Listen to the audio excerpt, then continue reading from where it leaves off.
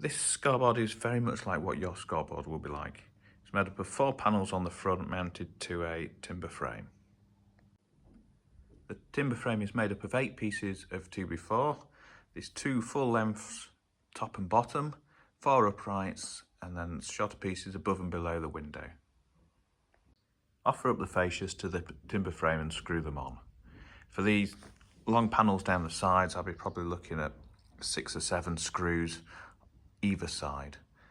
I'd use 3.5 or number 4 screws, probably 40 millimeters long into the timber frame. This join between the 2 fascia panels should be down the center of your timber frame. Place your screws either side. Don't go too near the middle because it might split the timber. Don't go too far out because it'll just screw into nothing. When you put the fascias onto the timber frame, if you've measured up beforehand and it looks like everything's going to fit just really nice, I'd recommend putting the top middle fascia on first, then one of the sides, then the bottom middle, then the last side. If it looks like the tolerance is going to be tight, then it might be worth putting on one side first, then the 2 middle ones, and then the last side. And then that, if anything needs cutting down, then you only have to cut down one side piece rather than starting in the middle and then possibly having to cut them both down. Now that you've got the fascias on, it might be a good opportunity to put some power on it and ensure that it works before you go any further. To do that, you'll have a power supply like this, plugged into the mains, 4mm sockets, down a power cable, and you will have one of these, a connector plate. Now in time, this will be mounted to some timber panels that will be attached to the back of the scoreboard, but for now it's just floating. Just makes it easier when you come to test it now. From there, you will need to wire in this has got 2 cables on it. One going to the fuse board right in the middle. Now these are blue and brown, and in a dark score box it's really easy to get them mixed up. The blue is 0 volts, the brown is 12 volts. And it should match all the other cables that are already attached into the fuse board.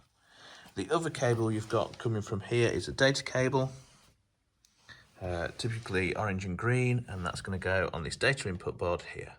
Everything will be labelled for you. When you get the boards, it'll already have all the digits on. These ribbon cables here that are already on that board will already be in situ. You will need to run some cables from this first board where the fuse board is, so the power, and these white cables needs to distribute it around. So the way we do it, we drill typically an inch bit, inch hole in there, either using a flat bit or an auger, and the inch hole allows you to get these ribbon cables through. You can fold them like that and then they'll fit through. Another way you could do it, if you don't have a drill bit that big, you could put a notch in the wood and then the ribbon cables could just go across like that with the power cables. The disadvantage of that is later on when you put the backboards on, you won't be able to see where the cables are and you could easily screw through them. Whereas this way, if they're embedded in the timber, you're much less likely to put a screw straight through into anything. The ribbon cables, these will all be labelled. The long ones which go from one board to the next will be labelled. I'll put something here, whether it's an A or a number, a letter or a number, with a corresponding thing there. These just click in, push them in, and it's in. If you need to take it out again, just pull the clips apart and it'll fall out.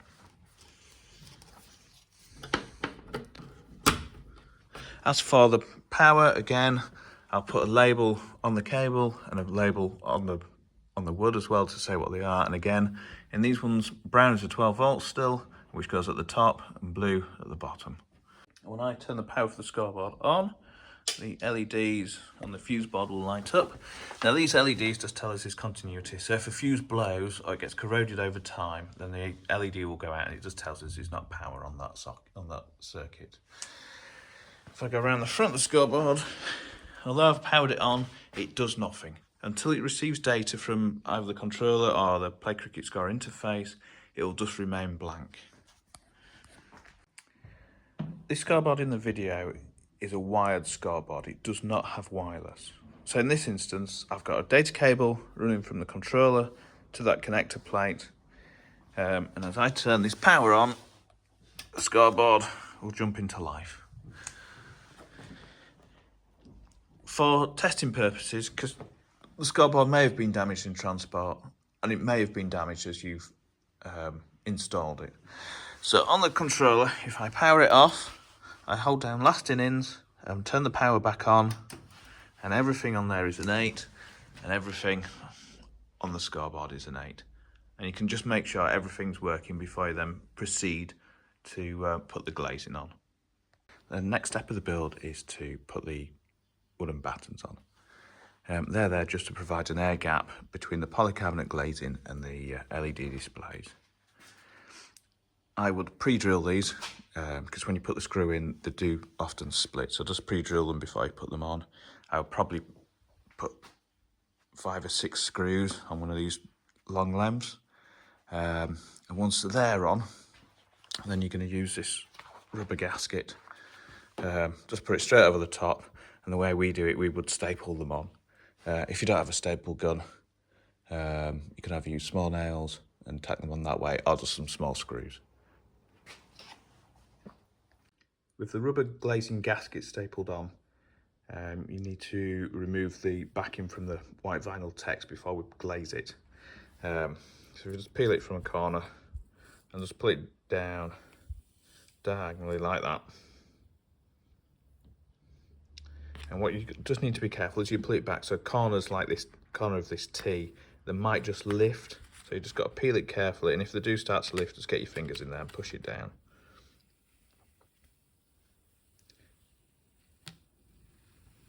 And then just work it across. Once that's off, then I always just rub over it with the edge of my finger just to make sure they're fully stuck down.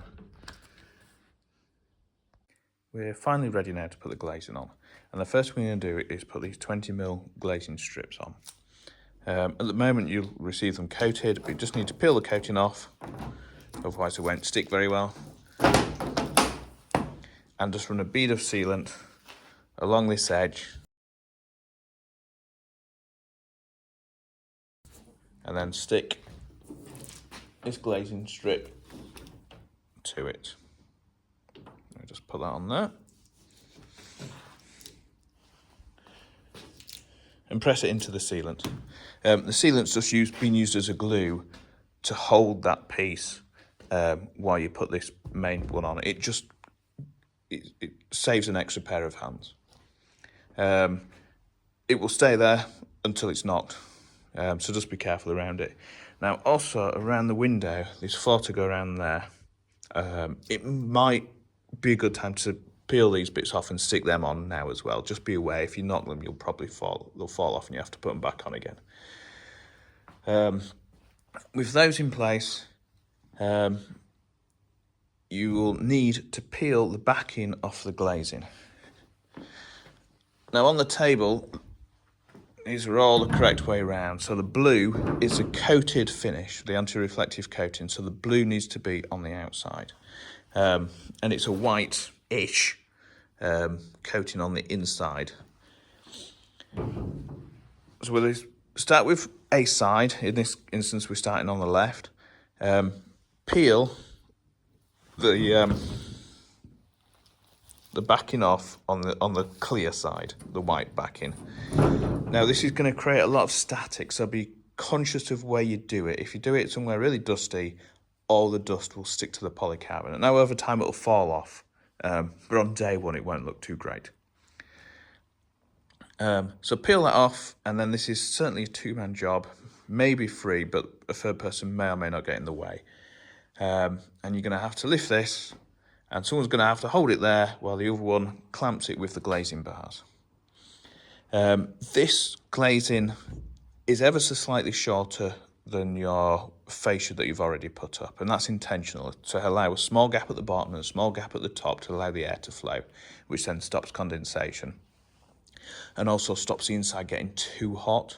because on a sunny day, essentially it's a greenhouse, and it can get really hot in there. Glazing bars here, these haven't yet been drilled, but these are your glazing bars, and that's going to go on there, and use 4 by 50mm screws, so 4mm diameter, 50mm long, and they're going to go straight down through everything, and they're clamping the glazing on. They don't actually screw through the glazing, because this glazing will expand and contract quite a bit over the season. So we're clamping them on, and the screws go through the middle. If you put this, do a side one first, and actually once you've probably got 2 or 3 screws in it, it'll hold the glazing in situ. But completely screw up one side, and then when you move to this one here, I'm suggesting you put it on and just clamp up the top. At this point, that middle one's not going anywhere, and that top one won't actually be there. I've just laid it out on the table, and then do this bottom one. So if you leave the bottom loose, you'll be able to lift it up, you'll be able to get the glaze in, slide it in. It'll take 2 of you to kind of shuffle it in. If I just move that out of the way for now.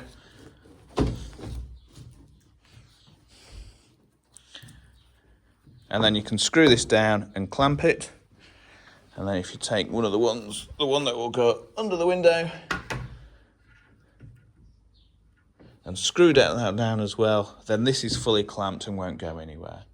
And now you can undo it at the top.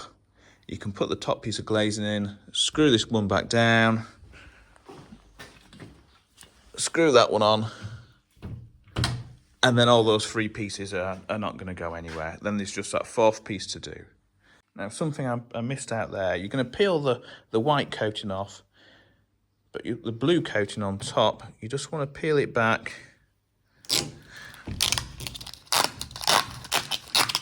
just enough, so then when you put the clamp on, the clamp is not over the blue plastic coating, and then when it's all done, you can just peel it off for a big reveal.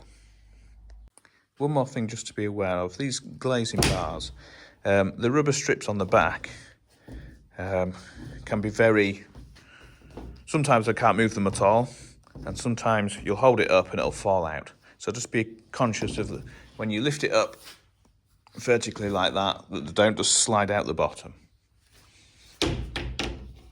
I test the system again now that the glazing is on, just to ensure that it's all still working.